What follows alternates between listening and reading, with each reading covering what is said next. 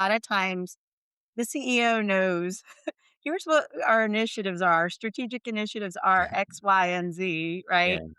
But in a really strong culture, I can go down to the front line and hey, what strategic initiative do you impact? yeah, That's when the true alignment in a business comes to play is when we have that great cascading of strategy and everybody kind of knows their part that they're doing in a business. And if you're not looking at the correct measures and you're mhm. not driving the right initiatives, it can be detrimental. So really that is a key piece to it is measuring what truly, truly matters.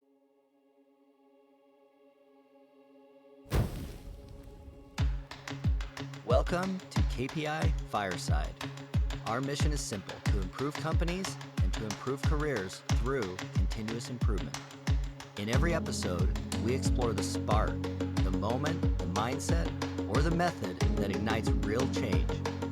Whether you're just starting out or leveling up, you'll find the insights and inspiration to fuel your next improvement. Welcome back to KPI Fireside, a continuous improvement podcast. I am your host, Keith Norris. Our guest today is Jennifer Ralston. Jennifer is an internationally recognized executive in organizational excellence, business transformation, and global energy innovation. As the CEO and founder of HKPO and the HKPO Veterans Academy, she empowers organizations to innovate, execute, and sustain excellence. Jennifer, welcome to the podcast. Thanks, Keith. Yeah, we're so excited to have you here. You came recommended from one of our popular past guests, Tina Agustiati. So if you haven't listened to that episode, please go back and do so. Tina is awesome and shares a lot of great stuff on LinkedIn too. So any friend of Tina's is a friend of ours. So yeah, so happy to have you here. Thank you. Yeah, we love Tina. She does a lot of work with us too, so we're excited to hopefully carry on as good of a podcast as she did. I'm sure it'll be great. Well, let's I just in our few minutes of having a conversation, I get the idea that you really enjoy what you do. If I ask you, what do you do? Tell us what you love about the work that you do. Yeah, it is funny, whenever I tell people what I do, they always kind of pause, scratch their head, and they're like, I'm not real sure what you do, but I know you do something with efficiencies and optimizing processes. And the thing is that, I look back and now it's been over 20 years that I have been problem solving. And it's just something that I'm very, very passionate about. I love to get my arms around a good problem, figure out how to fix it. So that, over 20 years now and just having fun in all kinds of areas with it. That's awesome. I'm curious, but what was maybe an early job that you had that might it was either like maybe the spark that got you into this, or maybe it was totally irrelevant. Where did you start out early in your career? Yeah, so it's funny. I was actually a pre-med student a long time ago, which I had a mentor that told me, hey, you need to try out these things and gave me a checklist, right? One of those things was being on call, which I realized right away I did not like being on call. I was on an organ transplant team at University of Maryland in their shock trauma, and that was one of my first jobs with American Red Cross. The on-call piece was something I was like, "Yeah, this is really gonna change my life."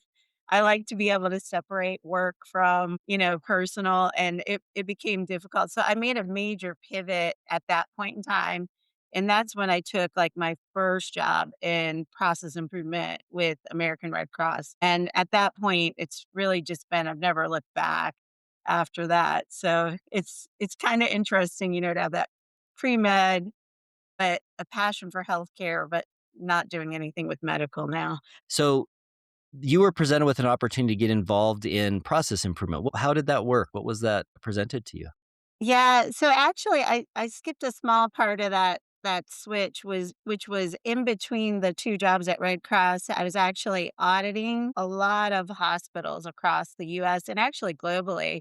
I went over even to Egypt to audit like the University of Cairo and a small medical company over there, which makes the polio vaccine called the Vaxira. And it just at that point, what I found was I was telling everybody, okay, here are your problems or how you're not compliant with regulations. And I wasn't able to help them figure out how to solve the problems. That was when I was like, all right, I really want to figure that part out. So I actually went and got my black belt certification then, and then became a master black belt. And that's when I was really doing major transformations at American Red Cross on the biomed side. So I started off really with trying to figure out like when they would throw away a unit of blood, that was a big thing. You don't want to do that. It's, Yeah. life saving product. And so I asked our senior vice president of operations what kept them awake at night. And that's what he said. He's like, I want you to fix that, Jennifer. And so that was one of my first major transformations. Of course, that was a huge strategic initiative too for Red Cross. And at that point, I was just a black belt, a Lean Six Sigma black belt, and kind of started working through that transformation of decreasing those products that would be thrown away or increasing yield. And as that became, a big success and we got some traction, then they started to say, we need more. And so then I became the director of process improvement or organizational excellence there, had a team that worked for me, other master black belts. There's often like some sort of spark, some sort of moment where somebody goes from just doing a job, we're all kind of taught to just go do a job. And then you realize that it's a job, it's a thing to actually make work better.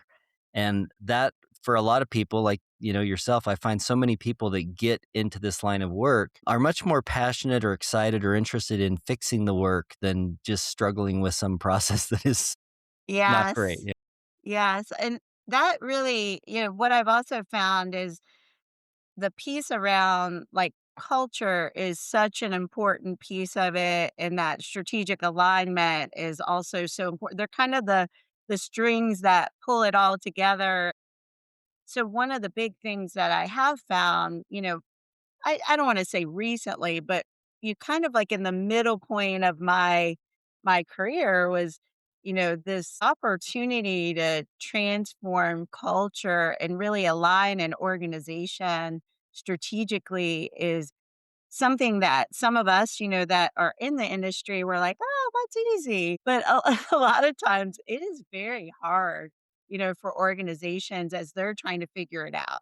They're not sure how to do it. They're very uneasy or uncomfortable when you use those words, strategic alignment or cultural transformation, and they get nervous, right? So our job is also to do exactly what you just said. It's make them realize this is all gonna make their work, their jobs so much easier, so much simpler if we're all just kind of, aligned and the culture is driving the right behaviors. And that to me was when I finally can get an organization to that point, it's really where they just all of a sudden reap major benefits and major rewards as a business.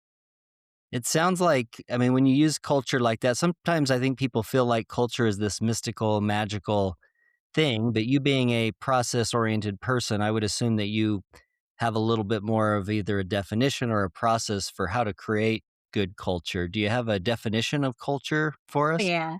Of What, what, course, what's of the course. definition of culture that you could share with us? Yeah, so culture to me is the unique set of behavior, action, disciplines, values, beliefs that an organization really collectively has. And sometimes that culture could be moving in the wrong direction. Like when we talk about things like people being power hungry or firefighting. Yeah. Other times, we have organizations that are moving in a really great direction culturally, where maybe they have a great recognition program or they're really empowering their people. So we do a lot of organizational cultural assessments as well as looking at the overall strategic alignment for organizations because that is truly like when you get to that, it's at the center of everything for a business. Yeah, it's really that I would describe culture as like it's how we do things. It's just it's kind of it's like how we do the things we do is the culture. What's the saying? Like every dysfunctional family is dysfunction in their own way. I think that I think successful companies are probably kind of similar. Like companies with great culture have a lot of common attributes, whereas there's no end to ways to have bad culture. What are some of the common attributes of what you would describe as good culture?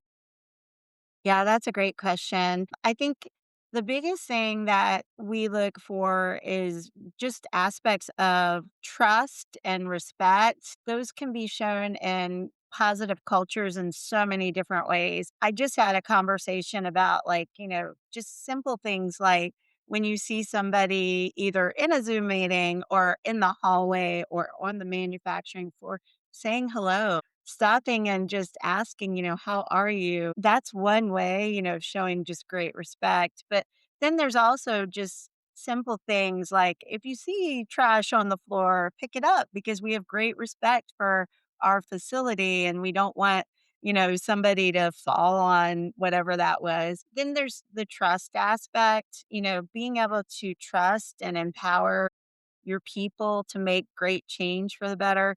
Those 2 aspects are probably the most valuable in a really good culture. But there's a lot of other things too that we look at, with a great culture. And another part of it is the overall alignment of how things are being done in a strategic manner too. And just being able to, like, cascade strategically is important. It's when you go in an organization and you have a really strong culture, a lot of times the CEO knows, "Here's what our initiatives are. Strategic initiatives are X, Y, and Z," right? Yeah. But in a really strong culture, I can go down to the front line and ask somebody that's, maybe working on the machine in the manufacturing area and hey, what strategic initiative do you impact? Yeah. That's when the true like alignment in a business comes to play is when we have that great cascading of strategy and everybody kind of knows their part that they're doing in a business.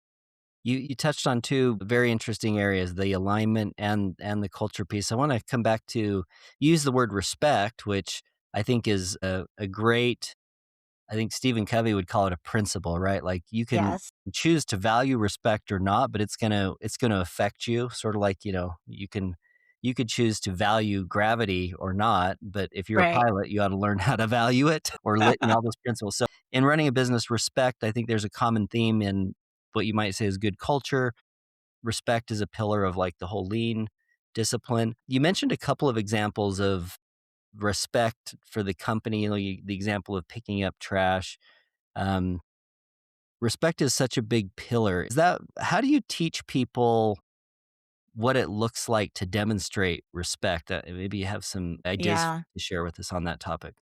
That is a big question right there. And that you're absolutely right. I can actually hear Stephen talking about the principle of trust. So, but when we talk about the respect, it's definitely also a principle. They're one and the same. It's something that is governed and timeless.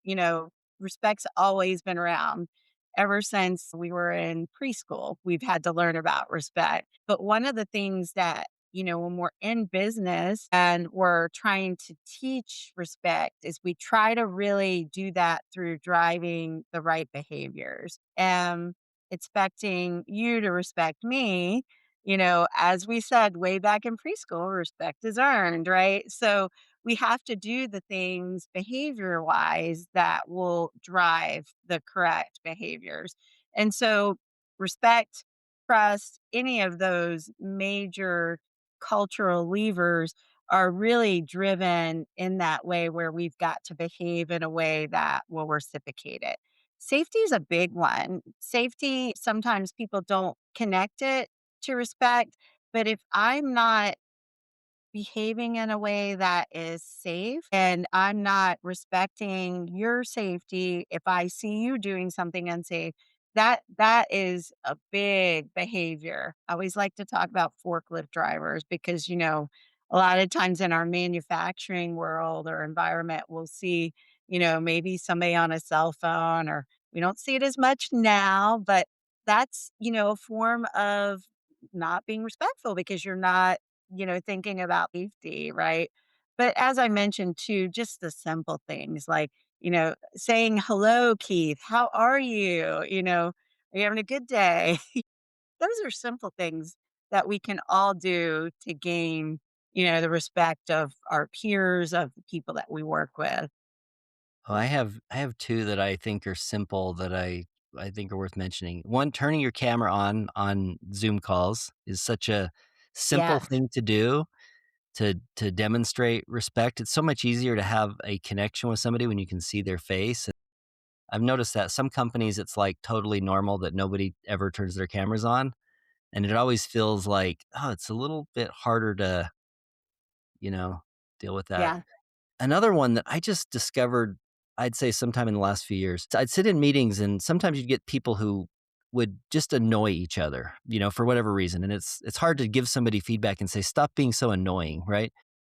But the thing I remember realizing is that when two people are interrupting each other in conversation, it feels very disrespectful. And pointing out to someone, hey, don't interrupt, is actually like something that you can change. It's a behavior that you can start to be aware of, and it's interesting when you some of these concepts like respect. They're so big and kind of amorphous, and you can turn it into like simple behaviors like picking up the trash or smiling or acknowledging somebody before you go into telling them what they did wrong. Yeah. Both of those examples are great.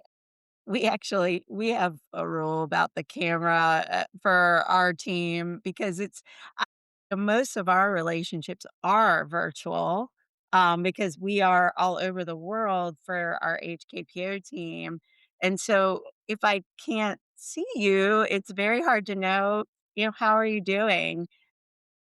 And even on our nonprofit side with the Veterans Academy, we might have 20 people in a morning sync, and we do want to know, are they doing okay? Because they're all transitioning out of the military after, 20 plus years. So we do ask everybody to have their camera on. We don't care if your hair is, up on top of Yeah, your head in a ponytail or yeah, you're in your sweats, but we want to see your face. We want to make sure that, you're doing okay. The other thing that you mentioned about, hearing, listening, that is a skill that it's tough, when you're in a work environment. We often tell people, have big eyes, big ears, and small mouth to try to actually, listen and digest what people are saying. That is a huge form of respect. Sometimes, though, I don't know if you've noticed, but extreme extroverts like myself, it can be a little bit harder sometimes to do that active, like, stop a minute, actually listen, right? And hear what that person is saying. But that's such a big form of respect. And you also build trust with that too. yeah. I mean, the skill of listening is one that I'm sure we all feel like, "Oh, yeah, I can hear, I can listen," but there's so much more to it. We had a question that we asked the other day in a company huddle. It was we have, like, one of our culture things is we have this little bot called Stand Up Alice that asks questions in our meetings, and sometimes we put, like, a random kinda culture building question, like, "What's your favorite food?" Something silly, but we had one that was, "What's a skill, something that's easy for you that's hard for other people?" And one of the people on our team said, "I'm good at hearing what isn't said in the conversation." And I thought, "Ooh, that's really Yeah. like a superpower, to listen between the lines of what they actually said, because yeah, that's such an Yeah. interesting one. The unspoken. That's so good. Okay, so any other tips about like, I don't know, maybe some best practices or things that you see as behavior patterns that companies with great culture tend to do? Yeah, definitely. I think the big part is that strategic alignment that I mentioned. When I go into, like, just companies that are world class, right? Some of the best in the world. And I look at what are the big differentiators. I think that strategic alignment piece that I mentioned is a big part because everybody is, going in the same direction. Everybody knows how to kind of drive the business results. If I look and I see, are you meeting the customer needs that day? Everybody also can know, are they doing well today? Are they not doing well? And it doesn't matter if it's manufacturing environment or something very transactional in nature. Uh, if they all know the direction and they're all aligned and anchored by their strategies, and everybody knows their part, those businesses tend to be, the best in class. That's one of the big differentiators that I see in businesses. Talk us through this act of getting aligned in strategy. I think that a lot of leaders that I've met, if you ask them if they have a plan and if they know the plan, they'll say, sure, it's really clear in my head. But then, like as you mentioned with your survey, you probably go ask people multiple layers of separation away and it's not so clear. So, what are some of the things that you guys do to help close that gap? Yeah, that's a great question. A lot of times you're 100% correct. If I ask the CEO, hey, what are your strategic initiatives? They'll definitely say, yeah, we've got these 10, and that's what we're working on. Fabulous. Okay, how are those doing? Are they red, yellow, green? That's always go to that next question, and then as we go through and we maybe look at an organization as a whole, we'll ask all of the leaders, all the managers, all the frontline team members, do they know what initiatives are being worked on and what part are they playing in that? That's where you really start to see it kind of um, not be as connected. It's that strategy cascading down to all levels that a lot of times we see as missing in an organization. So to kind of bridge that and close that gap, what we tend to do is start to help with the cascading and using a lot of visual management. And like you mentioned, even morning huddles, those are a great place to kind of showcase strategic initiatives on like a Gemba board or something like that that says, in this work area, we're responsible for these initiatives, and here are the projects we're responsible for, and we're driving this change to help with XYZ. That right there in its own can really help an organization just really, move so fast with strategic alignment. But before we even get to that part, just having a good strategy planning session with leadership present, making sure they're working on the right things for the business, looking at what the data is telling them so that they're working on the right strategic initiatives is very important. So we do a lot of good strategy refresh with our clients and try to make sure that they are looking, maybe they're looking at scorecards, maybe they're doing Hoshin so that they can, visually tell how they're doing with their initiatives. But those strategy refresh sessions are really, really key for an organization to truly get that starting point for a good organizational enterprise alignment. So, if is this something that you'd recommend on like an annual basis, this strategic planning activity? In most cases, annual is probably the best. When organizations get really mature, they may not need it annually, but most businesses do. Okay, so let's say it's been a few years since we've had like a collective on-site, everybody together sort of meeting. We should probably do one. I know that there's a lot of different like methodologies and language that people use, whether it's OSGM, Objective Goal Strategy, whether it's Hoshin, whether it's Big Rocks. I mean, there's a lot of methodologies, OKRs. There's a lot of Right. different like words people can use to explain similar concepts of you should have a long-term goal and you should have really short-term daily goals, and there's a lot of stuff in between. Like, what would be could you give us, like, an insight into your methodology? Like, what are the major pieces from, like, long-term, maybe vision, although, through the different layers? How do you walk somebody through that process? Yeah, we really try to keep it very simple because it can get overwhelming. And you're absolutely right. There's so many different methods you can use. So I won't even talk about the different methods, but we try to take it and make it as simplistic as possible. First of all, we ask for data and for everybody to review their data for their area that they're responsible. And if I'm talking about like the leadership, the strategic planning, or the strategy refresh, and say there's a CTO. Well, that CTO should look at the data for their area they're responsible and see, what we might need to look at as a larger initiative, right?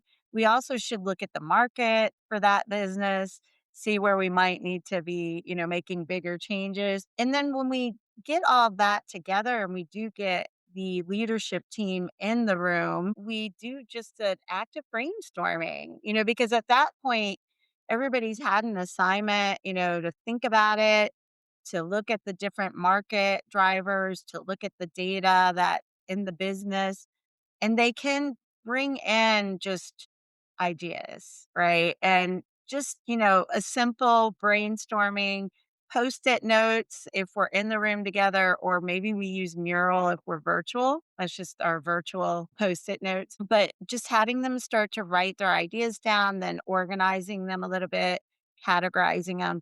Then we can get into really detailing them out later, right? Because ultimately, when they become initiatives, right, you'll have to have some cascading of projects that go under it. So you have to write it out Yeah. in kind of a problem statement and a goal statement. And in almost every case, when you look at that kind of simplistic path, it then becomes okay, now there are initiatives.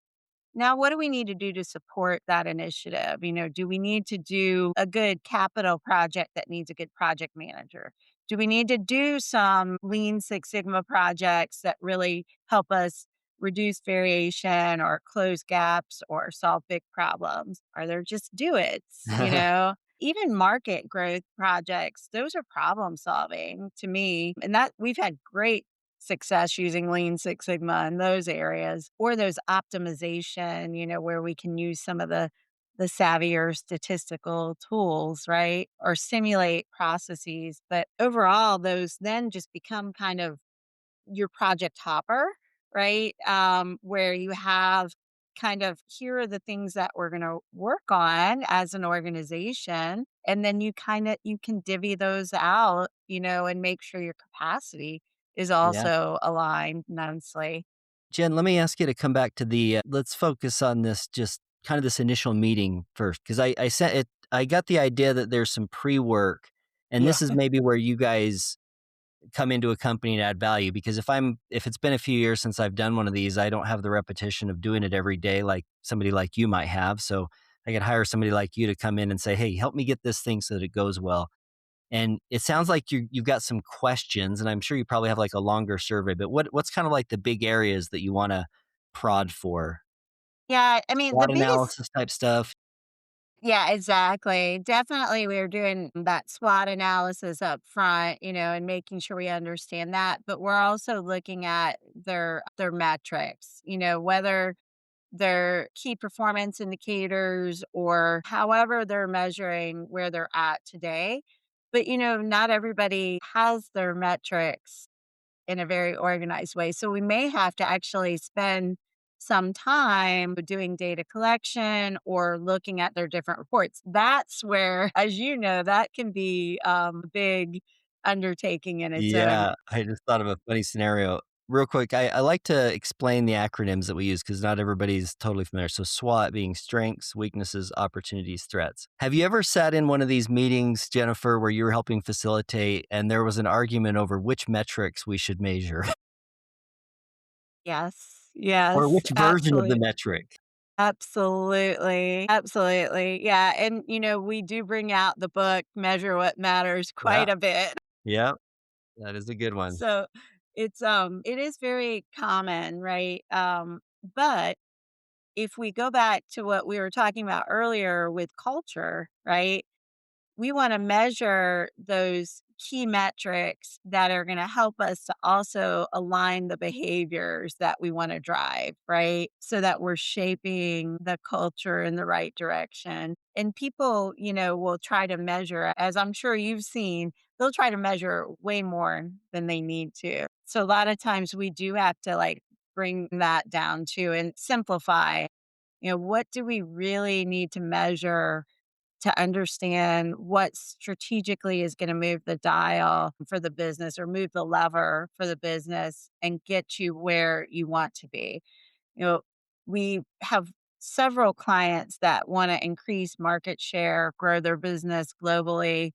And when you're in that situation, if you're not looking at the correct measures and you're not driving the right initiatives, it can be detrimental, right? So really that is a key piece to it is measuring what truly, truly matters and not trying to boil the ocean on what you're measuring because you can get stuck in that and it can move you backwards instead of forward. When you do these initial surveys and audits, I'm guessing that, you uncover a lot of different things, but there's probably some patterns, I guess, that you might come across inside organizations that are, I don't know, like, okay, before you worry about getting to the moon, you gotta stop fighting with each other or something. What are some of the ones that are maybe like very foundational? Like you gotta get this stuff before you're gonna. Top of mind, like the biggest gap that we typically see is just having true what we call standard work. And that's the one best way to do your job that is going to also be the most simple, right? And a lot of times, organizations they'll point to like a SOP or a very detailed procedure, which has every twist and turn you can think about in a process, right? Whereas standard work is, here's what you're doing 80% of the time. And here's the best way to do that. It's very visual, it's very simple. I always like to tell the story about back at Red Cross, where we would have volunteers that might have worked in our blood drives, might be my grandmother that's working in the reception area.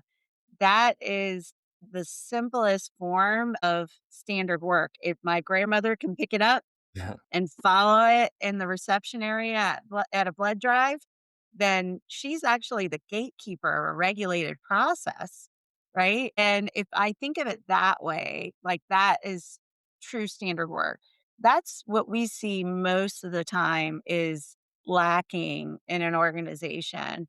I could probably go on, but I'll pause No, there. no, this is a great topic right in the wheelhouse of stuff we like to get into. I have 2 favorite questions that my team hears me ask so often is, do we have a process and are we following the process? Not to say that we should blindly follow processes, but I also like to know if we have a process and we're not following it, there's usually a reason why, and it might be because we don't believe in the process, we forgot about the process. So interesting. One question I'd love to ask you about related to standard work is I sometimes get the question like, how detailed should standard work be? Yeah, that's a great question too. What's your So advice on that? yeah, so way back, I actually went to McDonald's University to Awesome. look at if you think about McDonald's, right? I'm not Huge scale. promoting yeah, not promoting their food because it's not healthy, but but if you go to a McDonald's in the US or the Middle East or wherever, their hamburger is always the same, right? Maybe there's a little special sauce if I go to one in Korea, to just go over to Korea and try it out a hamburger over there with my son, but they're consistent, right? So we actually looked at, like, their standard work and replicated a lot of that, and it's just a simple one-page visual document, has the workplace design and layout, what should that area look like with all the principles around visual management, has maybe a list of materials and equipment needed in that work area, and then just a sequence of events, not all the what ifs, right? But here's what happens. Yeah, about 80% of the time in this process, here's the sequence of events. And this is the simplest way to get this job done and the best way, right? Very, very simple one page document. We actually package that standard work template in all of our training courses because so many people have a hard time just trying to visualize what it looks like. Just Yeah. a real simple visual tool there. Yeah, it's so interesting. One thing that I find kind of an interesting conversation about standard work is this idea of innovation and improvement, because I think there's a mindset, maybe more for people on the periphery of like the typical like Lean Six Sigma. I've been to a green belt training, but they feel like, well, if I have to follow this standard, then I'm not being innovative. I'm not allowed to change. Have you ever come up against that attitude when it comes to processes? Oh, absolutely. But the big thing we like to do there is have that ability where people are empowered to bring forward good ideas to make change. So, you know, we have one client and particularly that, they process about 85,000 Kaizens per year.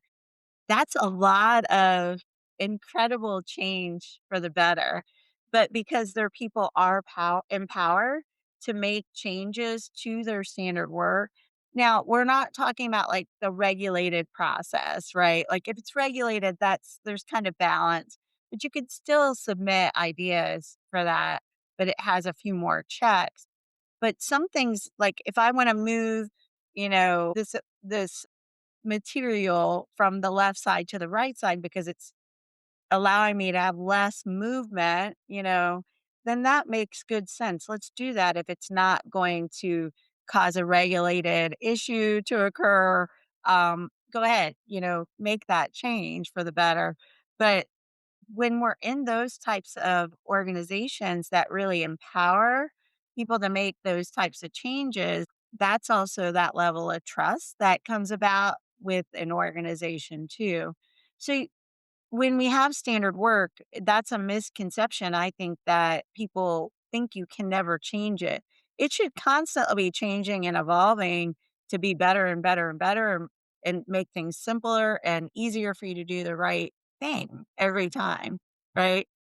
Yeah, I forget who it was, but I heard the phrase "always open," referring to, like, the playbook or the standard work, like, that's a good way to hold yourself to the standard, and yeah, it's that's a really interesting topic for us internally right now. We're focusing a lot on that, we're having a lot of conversations about that, and I've found myself wondering, I have the same, I guess, idea about huddle boards and dashboards is, like, is it ever done? I feel like it's never done. Like, you built that dashboard, that perfect thing, and then 2 weeks later, you're like, "But if we just did it this way, it'd be a little better." Yeah. Yeah, and I mean, and that's really, what we're doing with continuous improvement is always looking to do better and, how can we constantly get better and really driving that perfection, which as you know, it's Yeah. hard to reach perfection because you're always looking to do better. We call standard work to us, those are living documents, as are a lot of our tools and continuous improvement, because of that very reason that we're always trying to do better. I love that term "living document," as in, like, this thing is gonna evolve, it's gonna morph, it's gonna change. I think that's a great term. So, as we're talking about this strategy alignment, we have this strategy session where we come together and we make this plan. Do you have, like, you guys, it sounds like you have templates for some of this stuff. Like, what's the name of that template that you would create as an Yeah. artifact? If an organization does not have like a pre-existing, template they use, then we'll typically use the Hoshin Conry or the XY matrix just to help to really align the top level initiatives with the big guys. Why are we doing this? What value? And giving things some ranking and prioritization. But other than that, before we even get into that point, we're just using a simple affinity diagram, which literally, as you know, it's just that Post-it note brainstorming, whiteboarding at its finest, where you're getting the collective language data and organizing and prioritizing and categorizing and really trying to get that in a detailed way so that the collective group can understand the language of the team. Then we can take it in, to an XY matrix or use the Hosh and Conry methods. But as you know, in the end, it doesn't matter what template, what format we use if the prioritization's not there. And if the belief of the leadership team's not there, that's what's got to happen next is that they're all behind it. So we do something called like the stacking of the hands, where all the leaders at the end of a strategy refresh kind of get in and they all stack their hands and they align. This is the way we're moving forward. These are our top level initiatives and we're driving these for this year. This is what everybody's working on, right? And I we've like even that. done fun things where like we've done paint, handprints and Oh, had that's fun. everybody this year we did like a constitution signing I where love it. everybody said, "Here's what I'm committed to for this year." Lots of creative things that can come out of this where leaders really can form that alignment, and then we do a good team building thing too. Like we had a team just do axe throwing. My goodness.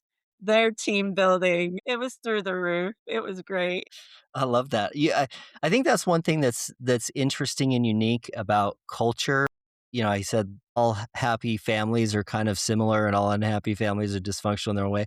I think that, if any fun culture you could say, is there some ritual or routine that somebody that didn't know you guys would think was really weird or kind of funny? You'd be like, "Oh yeah, it's that." Whenever somebody says this word, everybody laughs, or it's these little things that kind of stem back to some special thing that has like unique meaning inside that organization. Yeah, it's Yeah. kind of interesting. So I like what you called the stacking of the hands because that just creates this like, okay, it's like the buy-in. Okay, we're all in. Let's do this. I think that's great. Yeah. Yeah, that was where alignment, really can start does start, right, with the leaders, and that stacking the hands or just all of them agreeing this is the direction we're going in. It's that beginning point to start that cascading because after that, everything else just becomes, okay, this is where we're focused. So that organization, communication plan, everything's kind of built around that strategy and that alignment to really make sure we're shaping that culture and getting everybody moving, in that same direction. When you get that kickoff of the after the strategy refresh is done, the team is most excited, really capitalizing on that energy is where you get the momentum for that coming year to really push everybody ahead. So an output of that session, that meeting, if you're using an X matrix, would X matrix be the deliverable that you would propose? Yeah. Are you struggling to ignite real change in your continuous improvement program? Firestarter is your field guide. Real stories, proven strategies, no fluff. Get it now on Amazon. For Yes. anybody that might not be totally familiar with the X Matrix, this is a format of a strategic plan template. Jennifer, would you mind just kind of explaining what you would see on the X Matrix for somebody that might not have be totally familiar with it? Yeah, the X matrix is just really, helping you with the alignment of here's what our top level initiatives are, here's the priority, the ranking, and here's who's ultimately accountable and responsible for that for the year. And so it just summarizes everything really, really nicely so that visually an organization can see everything. So you do that, I mean, one big kickoff for sure, and maybe even annually or something. How frequently, in terms of like the companies that are doing it really well, how frequently do they then get together or have some accountability to that plan? Quarterly, monthly? What do Yeah, you see as best practice? in most cases, we see quarterly, but some organizations will do monthly because they have all their projects aligned to it too. So They may actually have, like, their steering committee connected to that review, and the steering committee is where they would review their Lean Six Sigma projects, which is, all the problems that they're trying to solve for that are connected strategically. So those need a little more frequent review. That's usually where the monthly comes in. The strategic review is usually on a quarterly basis. Excellent, excellent. And you guys, the coaching consulting that you guys do, it sounds like you help facilitate some of the strategic planning sessions. Do you guys do stuff in the other frequencies, the quarterly review? I mean, maybe I'm guessing you teach people how to set up even things like daily huddles and that kind of thing. Yes, absolutely. So any of the implementation of continuous improvement, we definitely help to our clients to do definitely daily huddles. Could be even just setting up an infrastructure like a steering committee that can function properly in training, champions or sponsors that can do some of those project reviews too, because the infrastructure behind all that is really key to the sustainment of the culture and the process and everything that they'll have just spent all that time doing. So that is very important to have the infrastructure behind it. So a lot of that is coaching and coaching at a lot of different levels. I may coach the CEO or I might coach the director of continuous improvement, the director of manufacturing, supply chain, whatever it may be. Or we might be working with like frontline team members that are doing green belt projects or lean practitioner projects or at all different levels, just simple A3 projects that are probably, one Yeah. pagers, right? So we do a lot of coaching at various levels as well. This is probably one of those it depends type questions. So, but when it comes to like organizing and managing the pulling together of that strategic plan down to the various different cadences, who does that work usually fall to? Like if you can go in and have a blank slate and say, this is how you should set it up, what would be your advice for how somebody should structure that execution part of it? Yeah, that takes a collective team for sure. As I kind of look at organizations at the most accountable point for that strategic plan. I mean, that is the CEO in most cases, but as you know, I mean, that takes such a collective team to own all of the strategic plan and make sure accountability from top to bottom is really happening. That is one of those big cultural behaviors that you have to see from the top, and that it is truly expected at all levels. So that is driven by that highest level. CEO's got to walk the talk, right? Yeah. And make sure everybody's accountable for all the parts that go along with the strategy plan as a whole. Even communications is such a key part of driving strategy because they're consistently messaging, here are the things that we're focused on this year, you know? Yeah. So that it's just such a team sport for all of that. Well, Jennifer, let's move into a little section we like to call the rapid fire. These are just, kind of short phrase answer type questions. The most important job of a leader is to blank. Strategically align the organization. Do you have a favorite go to problem solving tool or visual device that you like to turn to? Yeah, it's definitely a toss up between the affinity diagram, the SIPOC, and of course, hypothesis testing. Okay. Can you just explain quickly what an affinity diagram and what a SIPOC is for anybody that might not know? Sure. So, affinity diagram is just when you organize brainstorming and collective group thoughts. SIPOC's just a 50,000-foot view of a process, and hypothesis testing is just statistics. So, I will save that one for another day. Yeah.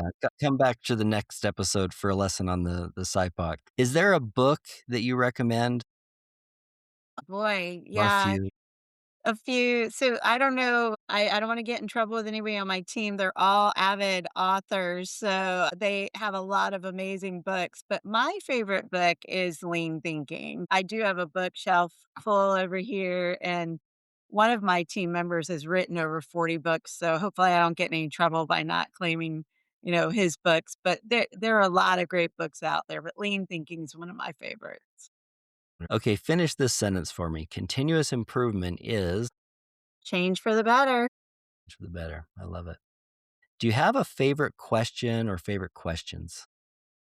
Yeah, my favorite question is what keeps you awake at night when it's related to problems in the workplace? And then how do you know if you're winning or losing today in the workplace? Yeah. How do you know if you're winning? That's probably a key question in checking alignment. Do you have a way to keep score? Do you know if you're winning? Yes. I think everybody wants to have a good day at work, right? Everybody wants to feel like you won the day, so to speak. Yep. That's such a good Exactly. one. That's such a good one. Give us a prediction about the future of this continuous improvement discipline. Yeah, it definitely is going to be empowered, I think, by AI going forward, but very carefully. There's so much that could be done in the future, I think, with where we get bogged down in the data analysis, and we can get lost in what we call analysis paralysis.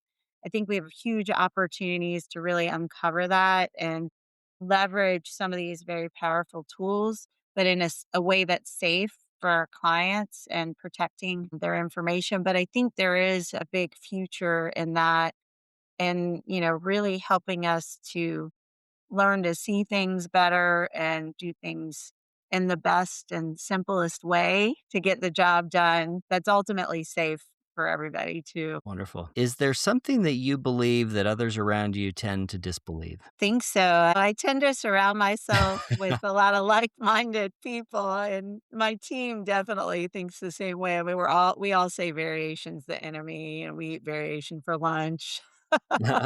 Those we had hats made with that, but I think, most people see things in a very similar way, even if you have to say it a little differently. That's awesome. And finally, what's something that you're fired up about? What's something that you're excited about? Yeah, so I'm really excited about some of the problem solving that's gonna be happening in the energy space. We're actually doing here in March, we're gonna be doing a little, innovation brainstorming session with a group in Washington, DC, and getting them to think about how might they use, like, the, energy grid differently and really getting them to think outside of the box. I'm really excited about that. So that's something that is coming up in March. I'm super excited about that. Another thing I'm really excited about is just the work we're doing with our transitioning service members, empowering them at the end of their military careers and really getting them to be the next leaders in different organizations because they have so much skills that they can bring forward into civilian roles. Drill in just a little bit more to the work that you're doing with the veterans there, because that's another portion of your business that we didn't talk too much about. Yeah, absolutely. After we've had 20 years of being in business, focusing, primarily on continuous improvement, we worked alongside of service members for many, many years. And so what we're able to do now is we have a nonprofit that we formed that's really a Department of Defense skill bridge program. And that program focuses on service members or military that are coming to the end of their military career and they're trying to transition into civilian roles. We're able to leverage a lot of our certification paths, our knowledge, our coaching, and help them to make big transitions and to also translate their value. Um, they can often have a hard time at that point, and boy, do we need to give back to them then. In most cases, these people are given 20, 25 years of service. And so this is our big give back for the HKPO Veterans Academy. Well, congratulations. That's awesome. Appreciate that. Yeah, thank you. Well, Jennifer, this has been an awesome conversation. I'm super happy that we got a chance to talk and get to know you a little bit better. For anybody that wants to follow up, do you want to share a website or what's the best way to get in touch with you? Sure. Our website's gohkpo.com. Lots of great information on there, lots of great case studies, all of our training. And even we're offering a free yellow belt Lean Six Sigma Yellow Belt training on March 6th for all veterans. And so I'll just put a plug in for that. But yeah, our website's the best way to get in touch with us. And we also have our email, just info at gohkpo. Thank you so much for joining us today. It's been a real pleasure. Likewise, Keith. Appreciate your time. You bet. You bet. For our listeners, if you'd like to suggest a guest, ask a question, or give us any ideas for episodes, you can reach out to me, Keith Norris, on LinkedIn. And this concludes this episode of KPI Fireside, a continuous improvement podcast. If you've enjoyed today's episode, please be sure to add a comment. You can like, follow, subscribe on all the socials, and you can share the podcast with friends or colleagues or veterans that you know that might be interested in a free yellow belt training, and with all of your colleagues who are as passionate about continuous improvement as you are. You can find us wherever you get your podcast. And until next time, keep driving progress and sparking change.